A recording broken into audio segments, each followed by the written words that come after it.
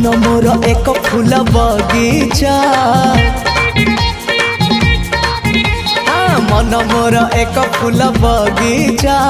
बिछे देइछि प्रेम गालीचा चली आस सेई बाटे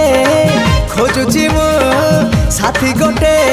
सुंदरी सुनयना ना ना झुमता ना ना ना आस सुनयना झुमता ना ना ना आस सुनयना झुमता ना ना ना ना आस सुनयना झुमता ना ना ना आस सुनयना।